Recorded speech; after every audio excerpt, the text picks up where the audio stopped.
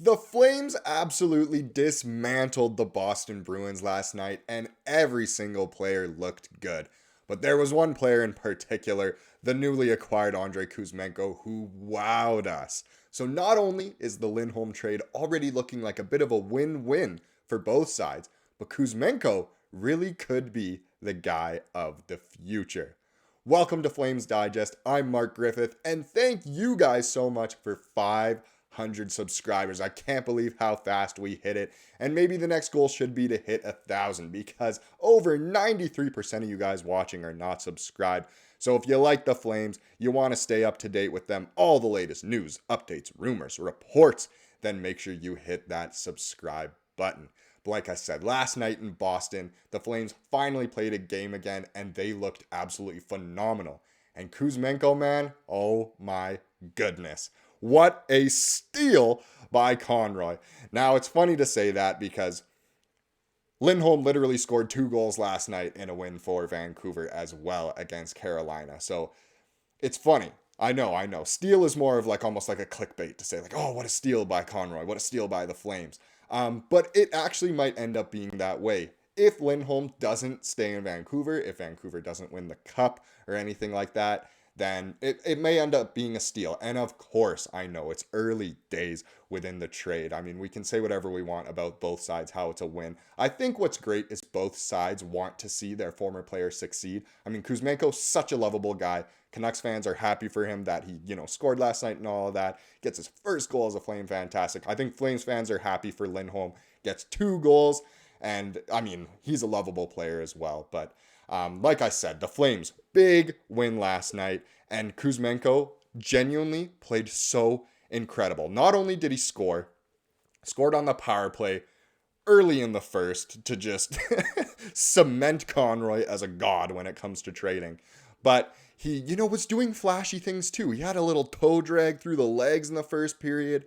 There was at one point on the power play that he batted the puck down right at the blue line, which was just such skill. I mean, he really played lights out. And it's funny too, because, he said that it could have been better. They had lots of scoring chances, but he said that line he was playing on with Sharangovich, with Huberdeau, he said they played really well. They gelled together, and that's fantastic. And it's true. I mean, if you watch the game, you saw it. They were attacking all night long. They were dangerous all night long, and it was really, really nice to see. Like I said, though, I don't know if we can call it a steal in the trade yet because Lindholm, he did score 2 goals last night for Vancouver. Very happy for him. Not so happy for the Canucks, but I mean, come on. We'd rather have the Canucks winning around here than we want the Oilers to win. And hey, the Oilers lost last night, so they didn't get the highest win streak in NHL history. Thank goodness, because we wouldn't be hearing the end of it. But I don't know if we can necessarily fully call it a steal yet, but if Kuzmenko just continues to score, continues to play well in Calgary, then I think it could be seen as a steal because the Flames got so many other assets in the trade from Vancouver. It wasn't just Kuzmenko we got. If it was a 1-for-1, I mean, that's already looking like a good trade. But as of right now, 1 game in from both sides, it's looking like a win-win, but I couldn't be happier with Conroy, and I couldn't be happier with Kuzmenko. And now, one of the biggest reasons the Flames brought Kuzmenko in was to fix the power play. And Mark Savard, our power play specialist, fantastic career he had in his day, and now he's, part of the Flames where it all began back for him. He was very excited about Kuzmenko coming in. So was Huska, and so was Conroy. They wanted Kuzmenko to just be on the power play. And what do you know? First period, first power play of the game for the Flames. And Andrei gets his first goal as a member of the Flames organization, and it was a beauty. What a pass by Huberdeau. What a shot by Kuzmenko. I mean, Demko. I'm saying Demko as if he's back at practice. Jeremy Swayman is what I actually meant to say. He had no chance at saving it. A little misdirection, just so much speed on it. Kuzmenko looked fantastic. And the Flames power play coming into the game against Boston ranked 29th in the league. Awful, bottom 5. With Kuzmenko, they went 2 for 4, but technically I'm going to say they went 2 for 3 because one of those was just a 15-second after their own penalty had just run out, so that one didn't really count. But either way, 50% for the game is fantastic, even if it was really more, like 66%. But Kuzmenko made the power play click, like I said on that play where he batted it down. He was keeping plays alive. The Flames were just honestly so good throughout every aspect of the game last night. I mean, killing penalties, unreal. Boston couldn't even get shots. On the power play, they seem to actually be in the offensive zone for the majority of the power play, which is something the Flames struggle with and have struggled with for so long in the past. So is the power play fixed? Is Kuzmenko this power play powerhouse that we were looking for? So far, it looks as though that's the case. You know, Hanifin had a power play goal as well, and it was just unreal. But next we got to look at, is the fire ignited within the organization? After these trades, obviously a shakeup in the team, you'd expect things to change. The guys realize, wow, we really got something going on here, or hey, maybe we do need to step it up kind of thing. Are we a playoff team? Are we going to tank? Are we, more of a rebuild, retool kind of thing? Well, so far it's looking like a major masterclass in the retooling business from Craig Conroy. But the Flames are ignited. I mean, this is what Kadri had to say after the game, after we beat the Bruins last night. He said, a pack of hyenas can take down a lion. So the Flames obviously here are that pack of hyenas, just a bunch of dogs out there, and they can take down the big cat, which is, of course, the Bruins, top of the East. But my goodness, if he's saying that after just a regular season win, that's incredible. And I mean, it is a big win. It's Boston. That's one of the hardest places to go and play, hardest places to go and win, especially with how good Boston is right now. I find it really funny that Boston and Vancouver are really good at the same time again, just like in 2011. If the same thing happens and Vancouver decides to riot, my goodness. It's a bit of a scary sight, but it's content. But anyway, the Flames are ignited. I think they want to make a major push for the playoffs. And even with, the uncertainty around Tanev and Hanifin and maybe some other players, will they be around by March? Will they be around by the end of the season kind of thing? I don't know. Will they want to go for the playoffs? And it is exciting. I mean, here's the box score from last night as well of just the key players at the top there.